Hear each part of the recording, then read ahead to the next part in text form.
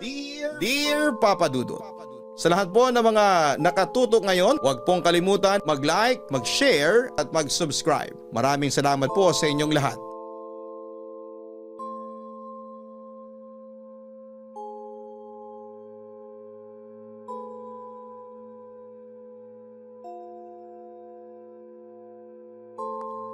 Dear Papa Dudut, ako po si Ronel at bata pa lamang ako ay lapitin na ako ng mga multo.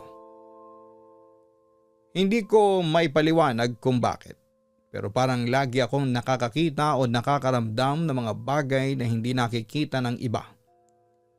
Siguro'y dala na yon ng kabataan ko sa dating bahay namin sa lungsod. Pero nang bumili ang mga magulang ko ng mas malaking bahay sa Cavite, mas lumala ang mga nararamdaman ko, Papa Dudut. Mas malaki ito kesa sa dati naming tirahan. May 4 na kwarto at 2 banyo. Isa ay malapit sa kusina at ang isa naman ay malapit sa sala. Sa unay naisipan ko na malaking bahay ay maganda. May espasyo kami para sa lahat. At sa mga laro namin ng kapatid kong lalaki, mas maraming kaming pwedeng pasyalan sa loob. Nung unang linggo namin sa bahay ay masaya kaming naglalaro ng kapatid kong lalaki sa kwarto ng ate ko. Ito ang pinakamalaking kwarto sa bahay, malapit sa dining area at maraming laruan at video games. Halos buong araw namin dito ginugol ang oras. Nagtatakbuhan sa kwarto, naglalaro ng mga action figures at nagpapalitan sa console ng video games. Para sa akin noon, ang bahay ay parang malaking playground. Masaya at puno ng tawanan. Isang gabi sinabi ng ate ko sa nanay namin na masama ang pakiramdam niya at gusto niyang matulog sa sariling kwarto. Nang marinig yon ng kuya ko ay inalok niya kaming dalawa, ako at ang kapatid kong lalaki, na matulog muna sa kwarto ng ate ko at maglaro ng video games habang hinihintay siyang matapos ang gawain niya sa sala. Masaya kaming pumayag kasi sa totoo lang ay nakaka-excite yon. Isang gabi ng laro bago matulog, parang malit na party sa kwarto ng ate ko. Naglaro kami hanggang bandang 9:30 ng gabi. Tumawa kami, nagkwentuhan at nagbiro sa isa't isa. Tila walang iniisip na masama sa paligid, puro kasiyahan lang. Pero nang matapos ang laro at sinabi ng kuya ko na oras na para matulog at magising ng maaga.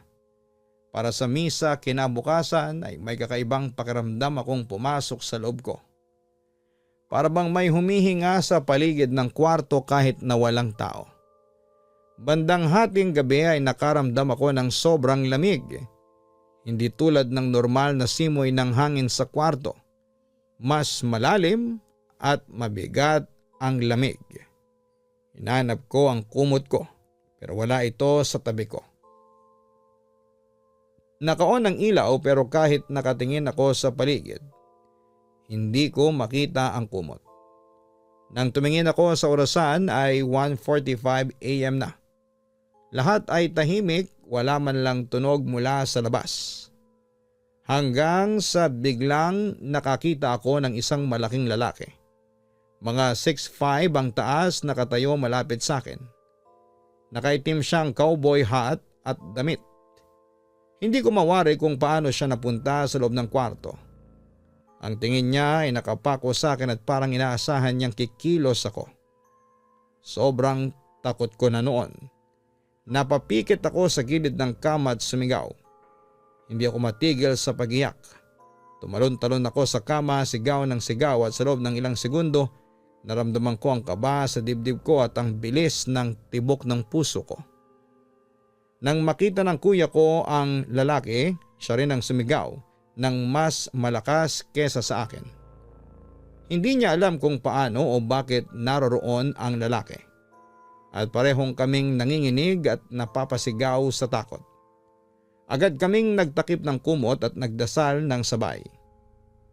Kahit umiiyak kami, pilit kaming naglalapit sa isa't isa para maramdaman na hindi kami mag-isa. Tahimik ang kwarto sa panlabas na bahagi, pero sa loob ay puno ng panalangin at takot. Kinabukasan ay ikinuwento namin sa mga magulang namin ang mga nangyari. Sa una ay hindi sila maniwala. Akala nila ay bata lamang kami at napaglaruan lang ng imahinasyon namin. Nang marinig ng ate ko ay sinabi rin niya na nakita niya ang lalaki nung ibang gabi. Hindi siya sigurado kung totoo o galing sa imahinasyon lang niya, pero ramdam din niya ang bigat ng kwarto. Nagdesisyon ang mga magulang namin na tawagin ang isang pastor para ipabless ang bahay Papa Dudut. Dumating siya at gumawa ng ritual, nagdasal sa bawat kwarto at naglagay ng mga palaspas at tubig sa mga sulok.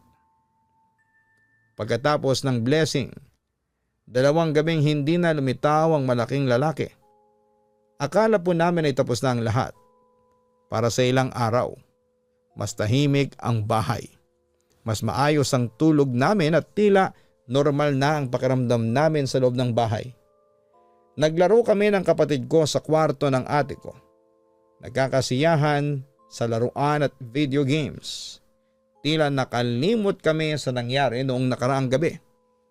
Ngunit sa bawat tawa at laro ay may kaunting kaba na palaging naroroon sa aking isipan. Hindi namin nakikita pero ramdam ko. Sa araw-araw ay nagpatuloy ang aming buhay sa bahay.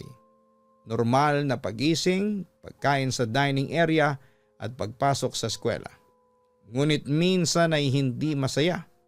May pakiramdam akong may kakaiba sa paligid na hindi namin nakikita. Hindi ko maipaliwanag, Papa Dudut, pero alam kong may mga bagay na hindi dapat mangyari sa normal na buhay. Hindi ko lang alam kung paano ito haharapin noon. Makalipas ang blessing sa bahay, akala namin ay magiging maayos na ang lahat. Sa unang ilang gabi ay tahimik ang paligid. Maayos ang tulog namin. Walang umiiyak, walang nagigising ng biglaan. Akala po namin ay gumana na ang ipinagdarasal ng pastor at ng mga magulang namin. Medyo bumalik ang gaan ng pakiramdam namin. Nakakapaglaro ulit kami ng kapatid ko sa kwarto ng ate ko na walang kaba. Kahit papaano bumalik ang normal na takbo sa pang-araw-araw. Pero sa ikalimang gabi ng linggong yon ay bumalik ang takot. Gising pa ako noon. Nakataligid lamang ako sa kama at nakatingin sa kisame. Naka-on ang ilaw ng kwarto dahil sanay kaming hindi patayin yon. Bigla ko napansin na may nakatayo sa dulo ng kwarto. Hindi siya gumagalaw. Hindi rin siya nagsasalita at malaki pa rin siya. Katulad ng nakita namin noon. Suot pa rin niya ang itim na sombrero at itim na damit. Hindi ko alam kung paano siya muling lumitaw. Basta nandun lamang siya, Papa Dudut. Hindi ako makasigaw kaagad. Parang may pumipigil sa lalamunan ko. Tinignan ko ang kapatid kong lalaki at ang kuya ko. Pareho rin silang gising at nakita ko sa mga mata nila na pareho kami nang nakikita. Doon na kami sabay-sabay na umiyak. Nagdasal kami ng malakas, hawak-hawak namin ang isa't isa. Halos hindi kami makagalaw sa sobrang takot. Hindi kami bumangon. Hindi kami tumakbo at nagkulong lamang kami sa kama at nagdasal hanggang sa mapagod kami sa kakaiyak. Kinabukasan, Papa Dudut, ikinuwento namin ulit ang nangyari sa ate ko at sa mga magulang namin. Tahimik silang nakinig at hindi na sila nagtanong kung totoo o hindi. Kita ko sa mga mukha nila na nag-aalala na rin sila. Nang gabing yon ay sama-sama kaming pumasok sa kwarto ng ate ko. Nagdasal kami bago matulog at pinilit naming matulog ng magkatabi. Kahit masikip, mas mabuti na yon kesa ang mag-isa. Bagamat nakatulong ang sama-samang dasal, ramdam naming hindi pa tapos ang lahat. May kaba pa ring naiwan at hindi na kami ganon kabilis makatulog. Kapag may kaunting tunog ay napapatingin agad kami. Kapag may galaw sa paligid ay kinakabahan na kami. May isang gabing mahimbing na sana ang tulog ko. Bigla akong nagising at hindi ko alam kung ano ang oras na. Nakatitig ako sa pinto ng kwarto, Papa Dudut. May nararamdaman akong may nakatingin sa akin mula roon. Hindi ko maalis ang tingin ko. Nakita ko ulit ang lalaki, nakatayo ulit siya sa may pintuan. Hindi siya lumalapit. Hindi rin siya umaalis. Nakatutok lang ang tingin niya sa akin. Hindi ako sumisigaw at tahimik akong bumangon at tumakbo papunta sa kama ng kuya ko. Gumising siya agad nang maramdaman niya akong yumakap. Sabay kaming nagdasal. Nagtakip kami ng kumot hanggang sa mag-umaga. Wala kaming imikan, wala kaming tanong at alam na namin ang nangyayari.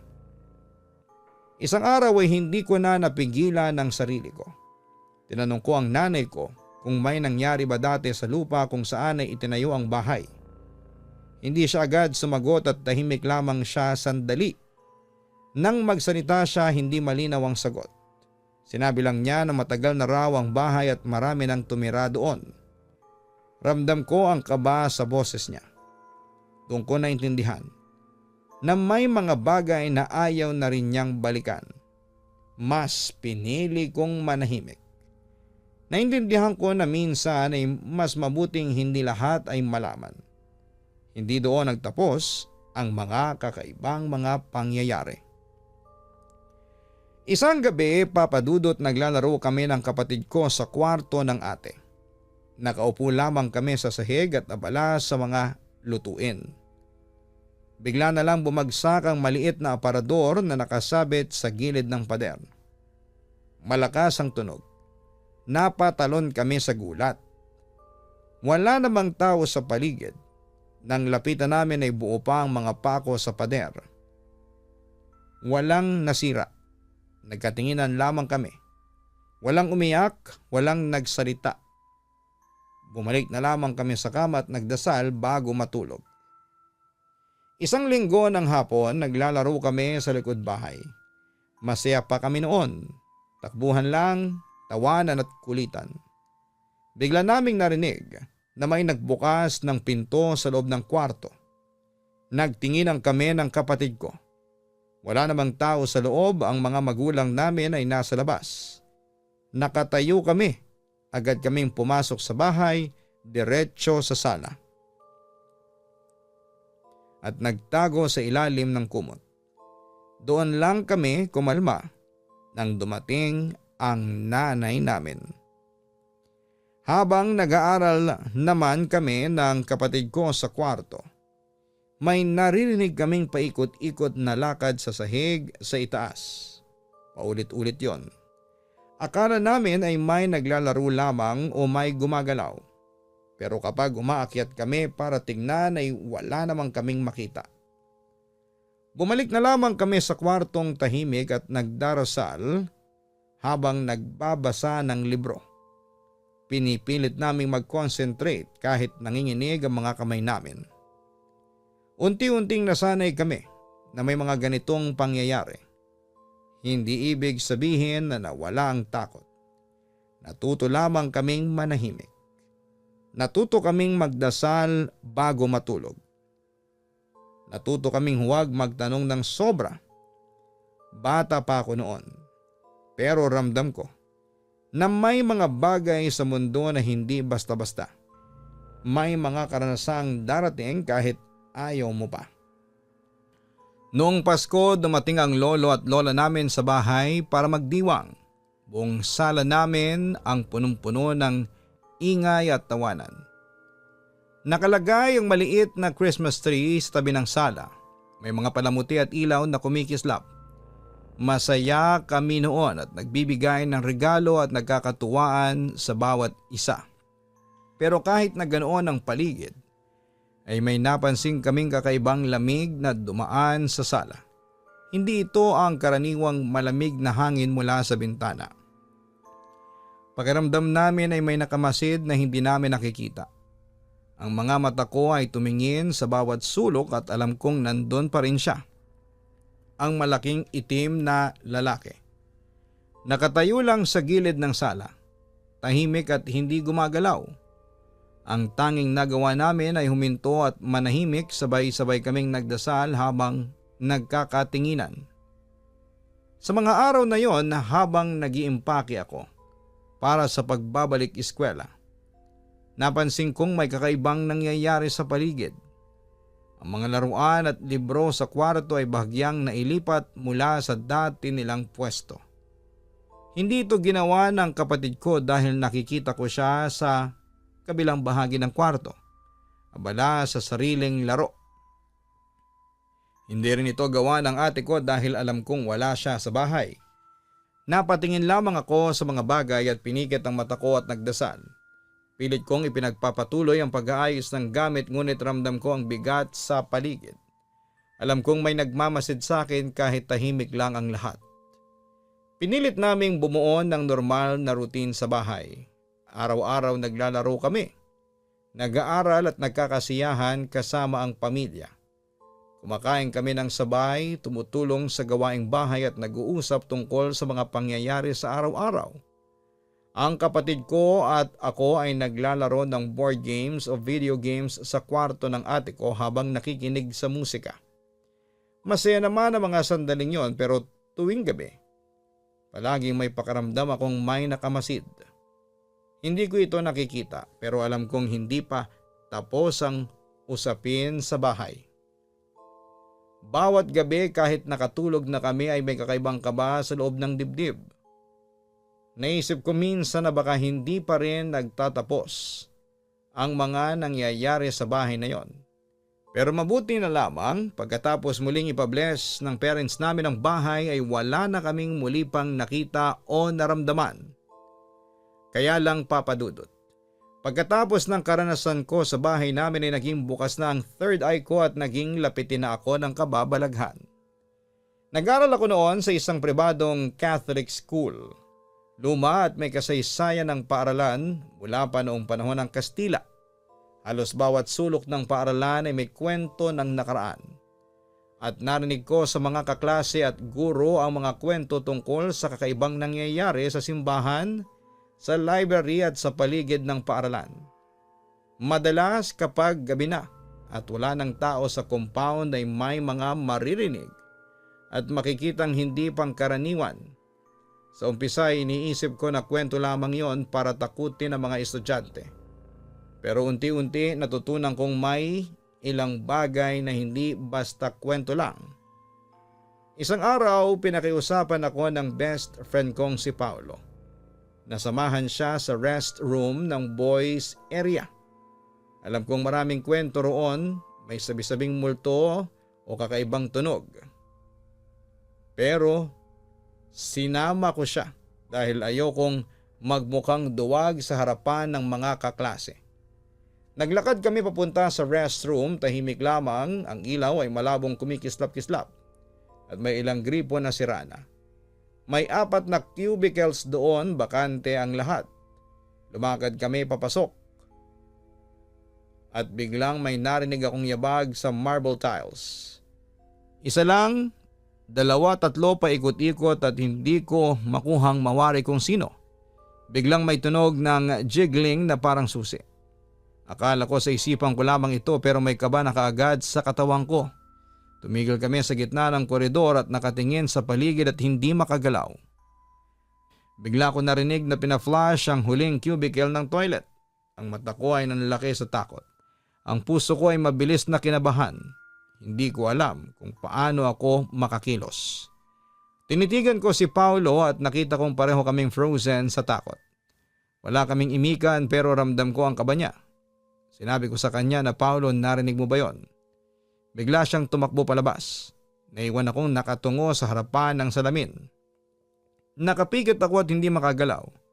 Parang may pumipigil sa akin. Parang gusto kong sumigaw pero hindi ko magawa.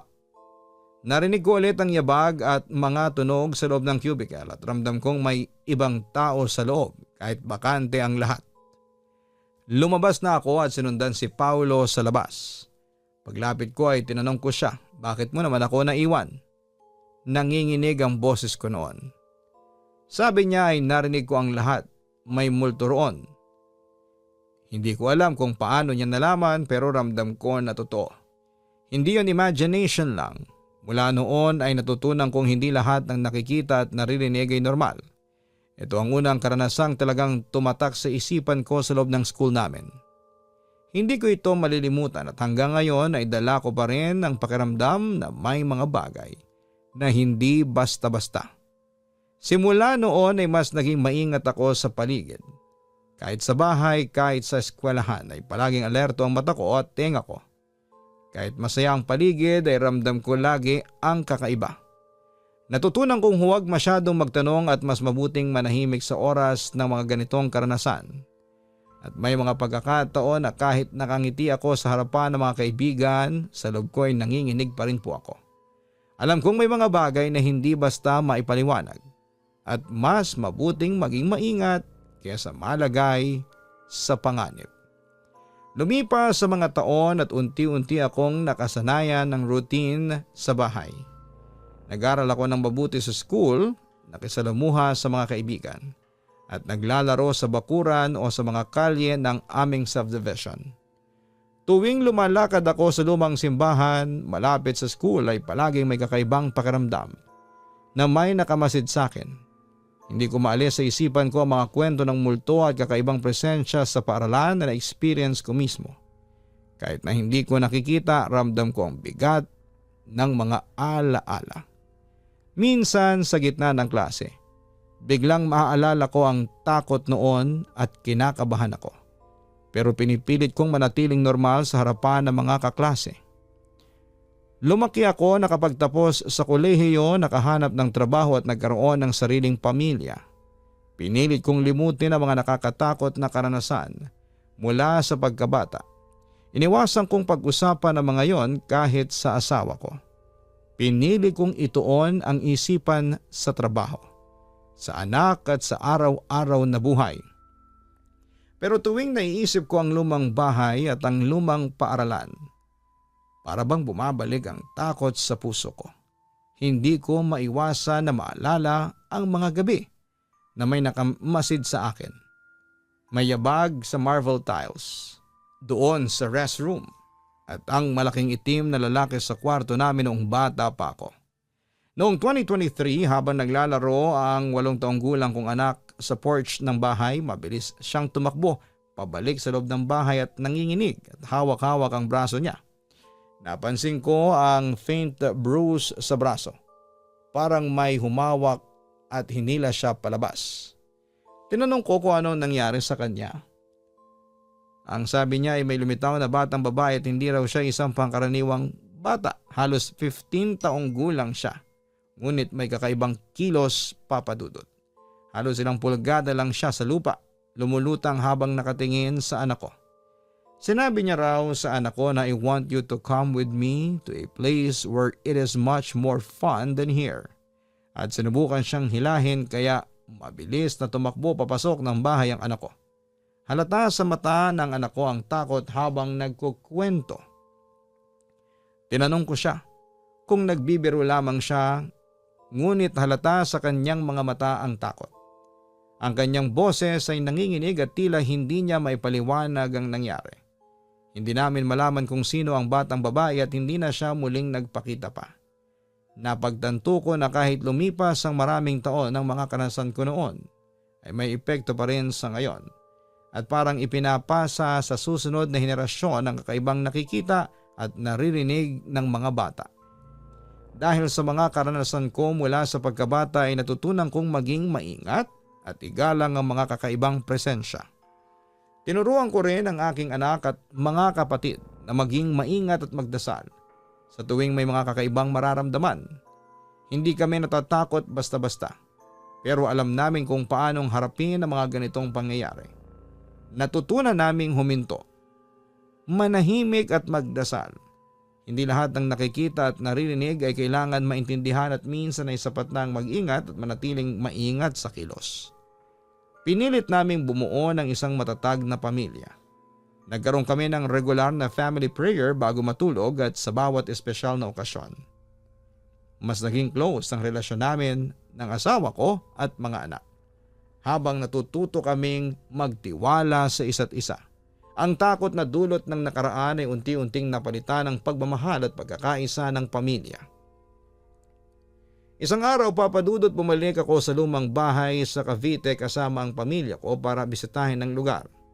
Hindi ko na maramdaman ang presensya ng malaking itim na lalaki. At ang bahay ay tahimik at ligtas na. Narealize ko na ang pinakamalaking takot ay nawawala kapag ang pamilya at pagmamahal sa paligid ay sagana. Habang naglalaro ang mga anak ko sa lumang kwarto, naalala ko ang mga unang gabi ng takot sa bahay. Pero ngayon, alam kong kaya naming harapin ang anumang bagay na darating sa amin. Ang bahay na dati ay nakakatakot, ngayon ay puno ng tawa at saya ng pamilya. Ipinapakita ko sa anak ko kung paanong maging maingat at igalang ang mga kakaibang karanasan. Pinapaalala ko rin sa kanila ang kahalagahan ng panalangin at pagmamahal sa pamilya. Sa bawat kwento at pangyayari, natututo kaming maging matatag at may tapang sa harap ng takot. Sa huli ay natutunan naming harapin ang nakaraan at hindi na hinahayaan na kontrolin kami ng takot. Ang mga kwento ng bahay, school at batang lumulutang ay bahagi lamang ng aming alaala. Ngayon kami ay mas matatag, mas malapit sa isa't isa at natutunan naming mamuhay ng may tapang, pagmamahal at pananampalataya.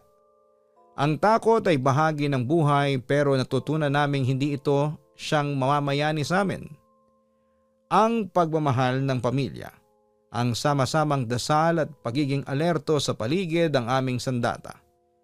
Kahit na may mga bagay na hindi may paliwanag, natutunan naming harapin ang mga ito ng may respeto at tapang. Ang nakaraan, kahit puno ng kababalaghan, ay nagturo sa amin ng kahalagahan ng pamilya, ng pagtutulungan at pananampalataya. Lubos na gumagalang, Ronel. Ang takot ay hindi palaging masama. Ito ay tanda na merong bagay na hindi natin naiintindihan. At ito ang nagtuturo sa atin na maging maingat. Pero tandaan mo na hindi mo kailangang harapin ito ng mag-isa. Ang pamilya mo ang pagmamahalan ninyo at ang panalangin ang pinakamalakas na sandata laban sa mga bagay na hindi mo makita o maintindihan. Huwag mong hayaan ang nakaraan ang magdikta sa iyo. Ang takot ay pansamantala. Ngunit ang tapang, pagmamahal at pananampalataya ay pangmatagalan. Turuan mo rin ang anak mo na maging maingat at igalang ang mga kakaibang karanasan pero huwag siyang pabayaan ng takot. Sa bawat kwento ng kababalaghan ay may leksyon. Maging maingat, magdasal at manatili sa piling ng pamilya. Kapag may tapang at pagmamahal sa paligid, anumang bagay na dating nakakatakot ay magiging normal na bahagi ng buhay. Sa huli, Ronel, ang pinakamahalaga ay hindi sa lumang bahay, hindi ang mga multo o ang nakaraan. Ang pinakamahalaga ay ang buhay mo ngayon, ang pamilya mo at ang aral na natutunan ninyo sa bawat pangyayari. Huwag mong kalimutan na sa kabila ng takot ay may kapayapaan na matatagpuan kung may tapang at pagmamahal sa paligid.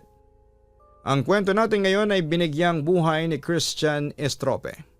Hanggang sa muli, ako po ang inyong si Papa Dudut. Maraming salamat po sa inyong lahat.